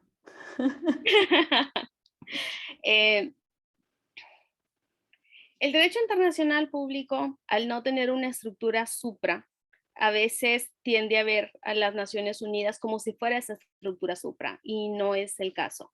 Las Naciones Unidas son importantes, son probablemente la organización más importante, pero no son lo único que existe en el derecho internacional. La participación es importante, sí, evidentemente, y la resolución, la forma en la que se llevó la resolución es significativa. ¿Quiere decir que la resolución sola va a poner fin al conflicto? No. No lo va a poner. No es el equivalente a Megamind que de pronto decide ser bueno y va a arreglar las cosas. No es suficiente. Por eso es que es importante que se siga trabajando en la negociación, a menos que se quiera escalar y a menos que se quiera llegar a una acción militar mucho más grave, que no lo permitiría tampoco la Carta de las Naciones Unidas. O sea, las Naciones Unidas no va a estar del lado de la agresión por la naturaleza misma de las Naciones Unidas. Es más, la resolución que vetó Rusia no decía vamos a mandar ejército. O sea, no es eso, porque no te estás peleando con cualquiera. O sea, Rusia es una potencia militar. Entonces se debe tener mucho cuidado con qué es lo que se espera de las Naciones Unidas. Sin embargo, pues, para ser muy puntual, el hecho de que la resolución haya tenido toda la evolución detrás de llamar con precedente es único en la historia del derecho internacional lo que estamos viendo. Pero ahí vamos. Muchas gracias. ¿Algo que quisieran complementar?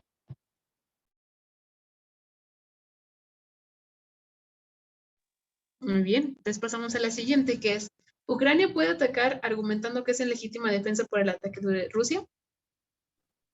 Sí, aquí ya hablamos de los elementos de la legítima defensa y únicamente nos centramos en la defensa de Rusia, ¿no? En el hecho de que Rusia dice que la está ejerciendo. Evidentemente Ucrania pues tiene ese derecho a la legítima defensa y efectivamente se está defendiendo, ¿no? del ataque de Rusia. Entonces ahí pues sí estamos dentro en los términos de lo que permite el derecho internacional para defenderse de un ataque armado. Muy bien. ¿Algo a complementar? Muy bien. La siguiente, ¿cómo va a pagar Rusia su agresión en términos penales? En términos penales, me imagino que Cedric por ahí se refiere a la Corte Penal Internacional, ¿no? Por el comentario que hice de los crímenes de guerra y crímenes de lesa humanidad. Hay que recordar que cuando hablamos de crímenes y del derecho internacional penal, hay una responsabilidad individual. Sí, así es hacia las personas, exactamente, como aclaraste por ahí en el chat. Es hacia las personas, no es responsabilidad internacional del Estado, ¿no? Estamos en el régimen de la responsabilidad individual por crímenes que se consideran tan graves, tan atroces, que pues entran en el ámbito internacional.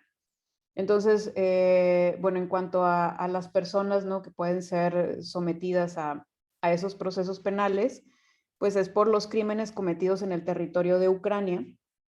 Y hay un documento del 2015 de Ucrania donde precisamente da su consentimiento a la jurisdicción de la Corte Penal Internacional para, como decía, crímenes de lesa humanidad y crímenes de guerra cometidos dentro de su territorio. Ahora, aquí me faltó aclarar que Rusia no es parte en el Estatuto de Roma. ¿Ok? Entonces, ahí también pues hay un obstáculo porque finalmente pues también tendríamos que tomar a estas personas fuera del territorio ruso para poder llevarlos a la Corte Penal Internacional, ¿no? Tener esa cooperación también por parte de Rusia. Entonces también hay cosas por ahí muy interesantes en la parte del derecho penal internacional. Muy bien, muchas gracias. Y ahora tenemos, a su criterio, ¿la OTAN tiene algún tipo de responsabilidad por no considerar el contexto histórico geopolítico con Rusia? Me gustaría yo también responder. A ver, déjame ver. María, a su criterio, ¿la OTAN tiene alguna responsabilidad? Creo que esto es muy interesante porque creo que predomina también la visión occidental de todo lo que está pasando. ¿Ok? Entonces, si vemos del otro lado y que uno de los discursos del otro lado de decir, a ver, pues, ¿qué tal si pensamos que quien tiene la culpa de lo que está pasando es Occidente? Y eso es justamente lo que Mearsheimer ha estado, dijo unos días antes de que se diera la invasión a Ucrania. Y me voy a permitir hacer referencia a unos puntos muy específicos que dice Mearsheimer. Los rusos después dijeron que después de la cumbre de Bucarest, que fue la junta más grande de la OTAN en el 2008, que una de las frases que puse en mi presentación era justo esta, ellos dejaron súper claro que Ucrania no iba a formar parte de la OTAN. Y claro que los estadounidenses y los aliados no escucharon porque creían que son the good guys, y esto lo dice Mearsheimer. Somos los buenos, somos el hegemón benigno y que podemos hacer cualquier cosa en lo que se considera el patio trasero de Estados Unidos. Pero pensémoslo del otro lado de Rusia, que está viendo como una amenaza, cómo es que la OTAN crece, cómo es que la Unión Europea se extiende y que esto, tomando en cuenta que los países Estonia, Letonia, Lituania formaron parte ya de la OTAN y esto no hizo nada, ¿no? Entonces, se ha dicho a ver, que Rusia dentro de todo, esto es el lado ruso, ¿no? Dentro de todo había dejado pasar algunos momentos, hasta que esto ya que es abierto totalmente, deja en claro Rusia que todo esto que ha hecho Occidente ha sido una afrenta directa a la esfera de influencia de Rusia, ¿no? Entonces, claro, se puede argumentar que la OTAN, que la Unión Europea, tiene también culpa de esto, ¿no? Entonces tendemos a ver o se ponen las cosas como los buenos y los malos, pero estos son intereses políticos, territoriales que están en juego, y también es bien importante ver cómo esto se plantea, cómo se argumenta. Otro ejemplo que podría decir, se habla de la revolución de la dignidad. Bueno, del lado ruso lo que dicen es que eso fue un golpe de Estado, que quitaron a un legítimo gobernante del poder. Entonces están estas dos partes, y Rusia claro que argumenta que hay responsabilidad de Occidente. Muchas gracias. Y ahora tenemos, ¿creen que este conflicto puede iniciar la Segunda Guerra Fría debido a que Estados Unidos y Rusia quieren difundir su ideología occidental y oriental? Pues bueno, hay mucho contexto de la Guerra Fría, ¿no? O sea, digamos, hay este regreso claro del tipo de discurso soviético en cómo se justifican las acciones rusas, ¿no?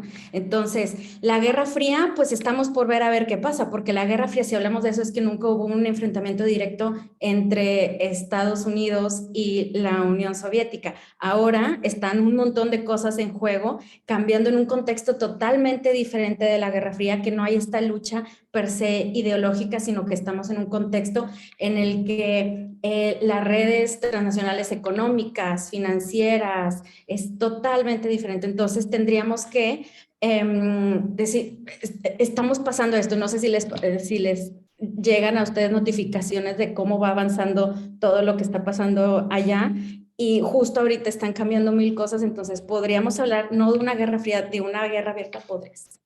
Estamos viendo, ver cómo es. También otra cosa que se ha tomado en cuenta es que el tipo de reacción que pueda tener Rusia ante todas las sanciones que ha recibido por parte de Occidente, que esto pueda, como se le dice, double down, ¿no? O sea, que Rusia se vea encasillado, Putin se vea encasillado y diga, bueno, ahí va doble. Entonces estamos por ver cómo es que estas sanciones que se han dado súper rápido también puedan empujar a una reacción rusa. Entonces la guerra, ahí está pasando la guerra. ¿Cómo puede escalar? Pues de maneras terribles, ¿no? Y también la doctora Carolina estaba dándonos esta idea de pues paz, no podemos decir que la paz está cerca. Al revés, puede escalar peor. Muchas gracias. Y ahora tenemos, ¿qué piensan sobre los comentarios de reporteros en las noticias sobre la situación, en donde se habla de cómo Ucrania no se merece esto por ser civilizado por el Medio Oriente? Ejemplo, países como Yemen, Afganistán, si tiene sentido que tengan este tipo de problemas. Creo que hace un poquito de referencia al orientalismo.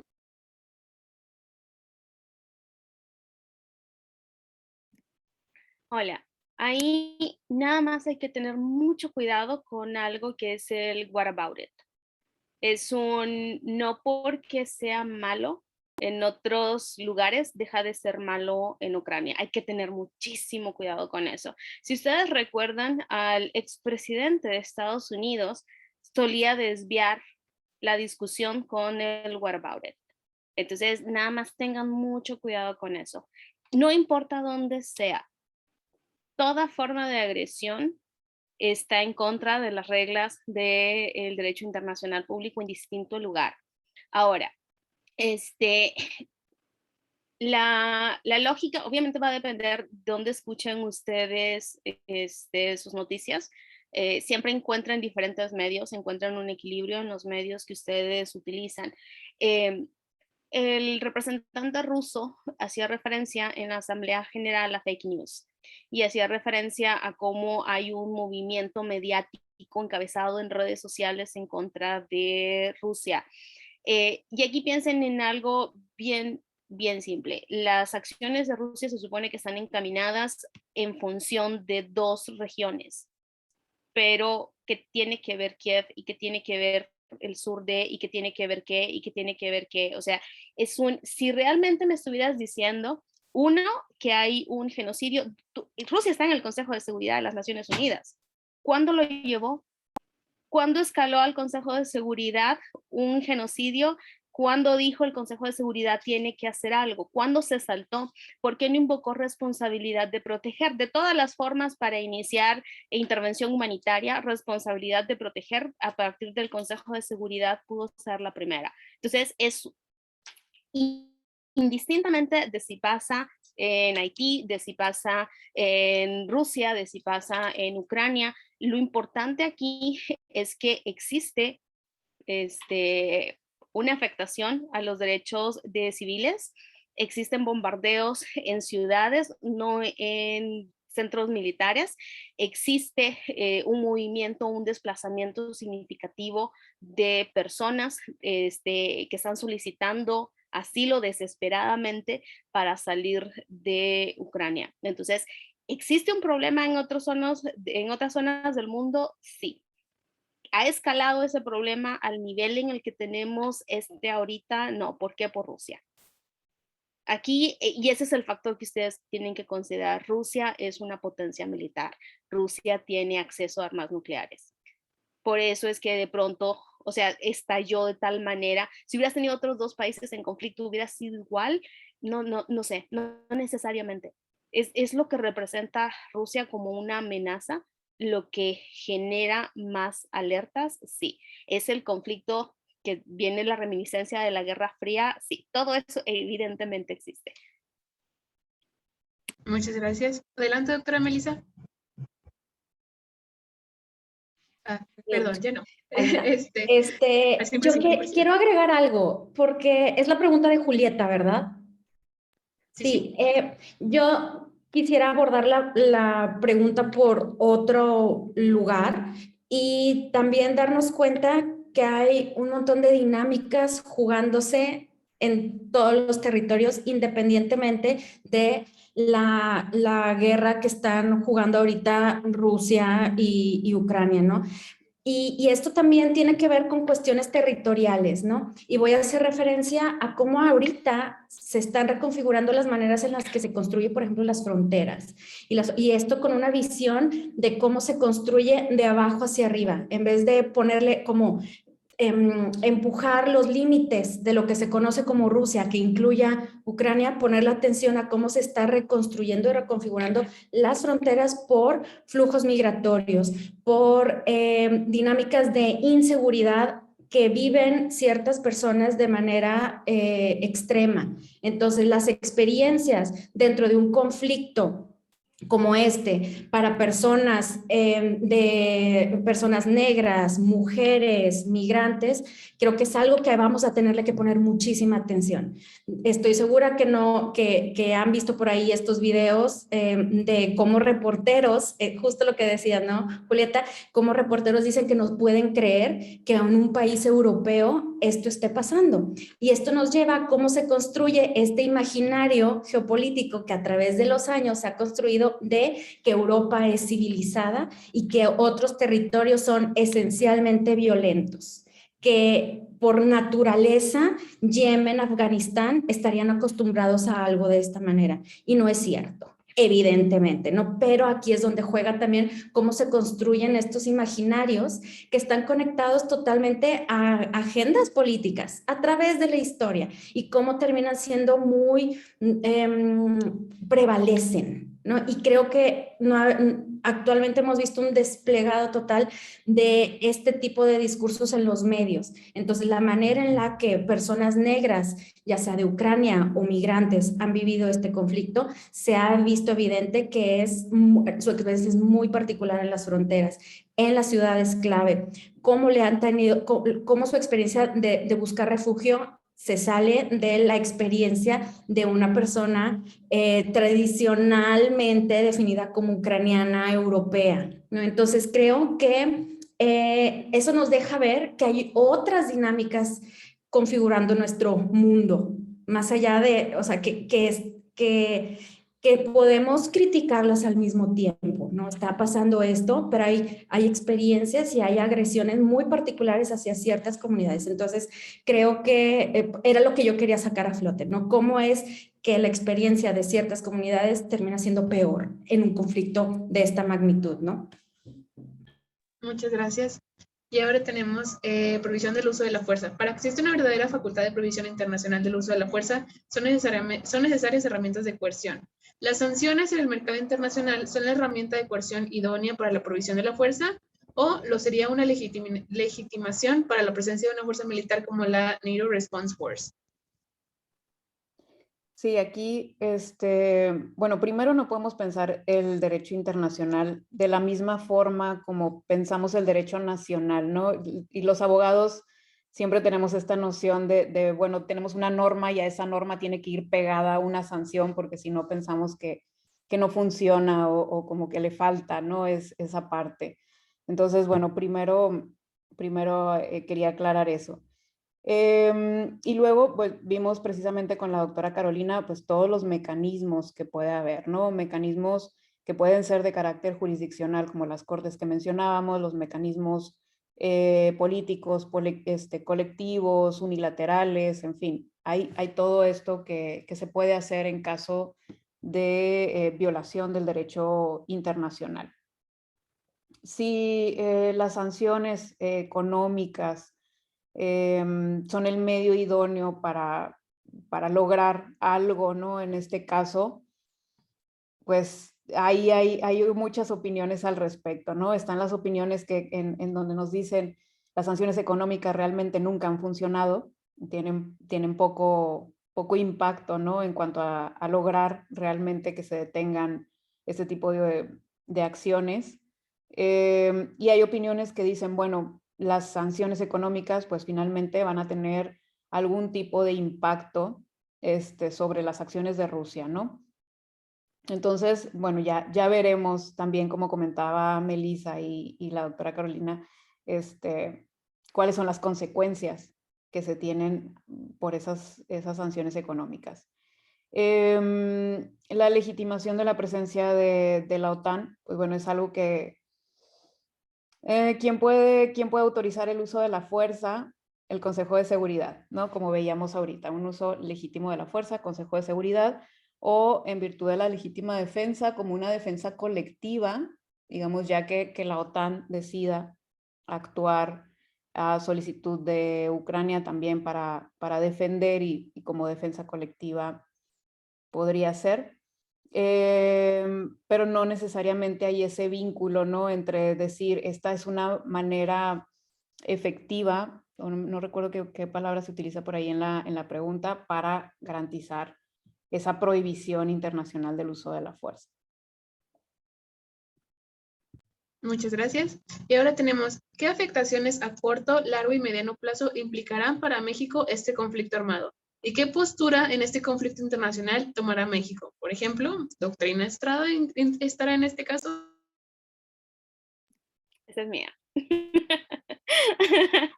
Ok, lo primero que ustedes tienen que saber es que México está en el Consejo de Seguridad, es un miembro no permanente y México ha promovido todas las acciones que han estado vinculadas con el rechazo al uso de la fuerza, a la agresión, el señalamiento en contra de las acciones de Rusia. De hecho, uno de los borradores que se discutieron para la resolución extraordinaria y dentro de las discusiones de el día de hoy en el Consejo de Seguridad han sido promovidos por México. Existe una desinformación, desgraciadamente los canales domésticos de información no son los mejores, no son los más adecuados. Y hay mucha desinformación sobre la postura de México. Si ustedes consideran, la semana pasada hubieron dos pronunciamientos. El primero del presidente durante sus conferencias matutinas y después por Cancillería. La del presidente no fue la más, no estuvo mal, o sea, que haya hecho referencia a la protección de las personas y la necesidad de negociar, está bien, eso es México, eso es México. La de Cancillería, a partir del miércoles, si no me equivoco, la semana pasada, fue más contundente de rechazo a las acciones de Rusia, de señalar que hay una agresión. O sea, la Cancillería lo que hizo fue plegarse a lo que México hace históricamente, derecho internacional público. Cancillería se pliega a lo que dice el Consejo de Seguridad, México se pliega a las reglas del derecho internacional público. Consecuencias. Todo el mundo hace este chiste de, inclusive si en las redes sociales dices algo en contra de Rusia, ¿no le tienes miedo a Putin?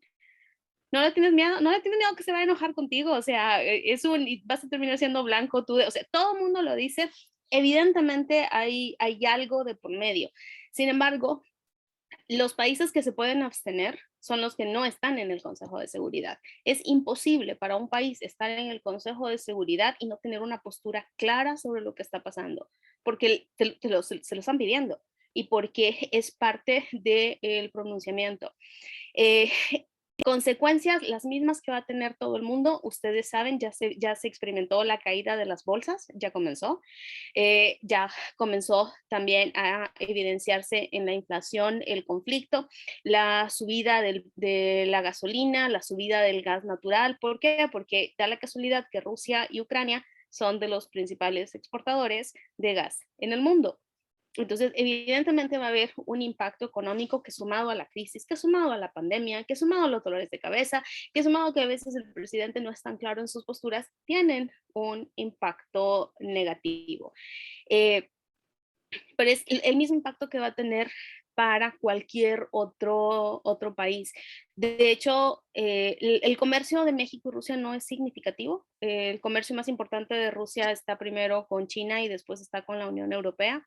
Entonces, no es como que tú vayas a ver un impacto directo en términos de México, pero impactos indirectos sí van a ver. Los mismos que va a tener todo el mundo y son serios, precisamente por el efecto económico que tiene una guerra. Y no aplica la doctrina Estrada. No, si algo no aplica aquí en lo absoluto es la doctrina Estrada. Eso lo dejamos mucho en seminario. Muy bien. Dentro de las justificaciones de Rusia se habla acerca de un genocidio en la región del Donbass por parte del gobierno ucraniano. Esto si se llega a comprobar, ¿qué peso tendría sobre las acciones de la comunidad internacional? Aquí, ambos estados, Ucrania y Rusia, son estados parte en la Convención para la Prevención y la Sanción del Genocidio. Entonces, evidentemente, pues digo, independientemente de otras violaciones, ¿no? Tenemos esta convención que es especialmente sobre el genocidio. Y como les comentaba, hay de hecho un caso en Corte Internacional de Justicia que es precisamente, pero una demanda de Ucrania contra Rusia. Entonces se va a discutir esa cuestión dentro de esos procedimientos, ¿no? Por lo pronto, Ucrania es la que está pidiendo que la Corte tome medidas provisionales porque, por un lado, está diciendo que las acusaciones de Rusia respecto al genocidio pues no son ciertas, y por otro lado está acusando también a Rusia de cometer genocidio porque, de acuerdo con Ucrania, pues está también perpetrando este tipo de actos, ¿no? Que de manera intencional están matando a personas de nacionalidad ucraniana. Entonces, bueno, desde el punto de vista jurídico, esto se va a estar discutiendo también dentro de la Corte Internacional de Justicia. Muchas gracias. Y tenemos muchas más preguntas, pero vamos a cerrar con una que me pareció muy relevante. A pesar de los claros despliegues de masculinidad que ha tenido el conflicto hasta ahora, ¿hay cabida para soluciones basadas en un enfoque de política exterior feminista o perspectiva de género? Carolina. Ahorita también igual le digo algo, pero empieza tú. Sí, de hecho, sí, no está completo esto. Lo que pasa es que depende cómo enfoques y qué es lo que entiendas por política exterior masculina. Evidentemente, Putin es una política, le digo Putin, ustedes entiendan, ¿no? Cuando habla ruso se los pronuncio bien. Evidentemente es una postura, lo más masculino de las masculinidades tradicionales, de las masculinidades que no se consideran realmente que aportan algo, yo te voy a ganar, yo soy más fuerte, yo controlo, yo no necesito. O sea, todo ese discurso es masculinidad tradicional. Frente a eso, pues evidentemente tenemos que considerar las posturas de los otros países. Hay mucho que se puede hablar, evidentemente que se tiene que tener en cuenta el factor humanitario, se tiene que tener en cuenta la prioridad de la negociación. Ahora, eso es algo normal en el derecho internacional público. Negociación es la regla que te va a llevar a todos lados. Tienes que hablar, tienes que encontrar consensos, tienes que... Ahora, el punto y lo que va a determinar si existe una postura feminista o no es cómo negocias, con quién negocias y cuáles son los puntos centrales de la negociación. Si se excluye a un sector por el color de piel, por la etnia, ahí ya tenemos un elemento en contra de esta discusión de si existe un planteamiento de política exterior feminista o no. Si quienes están en la negociación son solo hombres, no porque no quieran solucionar el problema, sino por la perspectiva misma que van a aportar. Entonces, depende, hay muchos factores, no hay un solo factor que nos diga esta es la solución. Por eso les decía, si nos enfocamos en negociación y respeto a los derechos, pues evidentemente es bien difícil que no vaya a ser la lógica, por lo menos del discurso oficial en la negociación. Consideren que la negociación diplomática tiene dos caras, una pública y abierta y una que es a puerta cerrada. La que es a puerta cerrada difícilmente la podemos conocer o la podemos controlar y hay otros intereses que puedan estar de por medio. Si los intereses comerciales son los que van a ganar, o sea, hay múltiples factores que se deben ir considerando. Por eso es que en términos de política exterior, acuérdense que nunca hacemos evaluación, sino que nos enfocamos en toma de decisiones y muchos años después, viendo hacia atrás, podemos decidir si esa política exterior tuvo una perspectiva de X, Y o Z tipo, pero necesitamos que haya terminado el conflicto y no solo para feminista, es decir, si queremos saber si hubo una perspectiva constructivista, necesitamos ver todo lo que pasó, necesitamos ver a los estados que estuvieron involucrados, necesitamos ver los temas que se discutieron y necesitamos ver qué se excluyó de la agenda. Entonces, desgraciadamente, en este momento lo único que podemos decir es que las posturas dominantes son más realistas de yo tengo más fuerza que el otro, tanto de los países que están en la OTAN como de Rusia. No voy a incluir a Ucrania en esta ecuación porque es quien está recibiendo la agresión y pues obviamente su discurso en este momento es de pedir ayuda. Muchas gracias, doctora Melissa. Yo quisiera agregar algo que la verdad es algo que tengo que ponerle más atención, justo por todo lo que está pasando, obviamente, con Rusia. Por ejemplo, las tensiones que esto también está causando con otros países como Finlandia y Suecia, que ya están abiertas, o sea, por la cuestión geopolítica se habían mantenido como en discurso europeos, pero y también rechazando ser parte de la OTAN justo porque están muy cerca. Finlandia tiene una frontera larguísima con Rusia y también Suecia por la cuestión del mar Báltico, ¿no? Entonces, ya con estas afrentas de Rusia, ya se ha elevado el discurso de Finlandia y Suecia de entrar a la OTAN. Entonces, aquí me causa a mí interés poner la atención a que, como decía Carolina, la política rusa es hipermasculina, como tiene este tinte tradicional masculino en el que el Estado se entiende como un ente gender, ¿no? con género, mientras que vemos ya desde hace unos años para acá que en Suecia se empuja por un gobierno feminista y una política exterior feminista. Entonces, en esta situación, ¿cómo esto se va a jugar? Porque hay cuestiones de nacionalismo, de territorialidad, de el existir como Estado que han pasado tradicionalmente a a la agenda, prioridades de la agenda, pero tomando en cuenta esta tendencia feminista que así abiertamente así se pone, ¿no? Como una política exterior feminista, ¿cómo esto cambiaría o no la manera en la que van a lidiar con las tensiones con Rusia?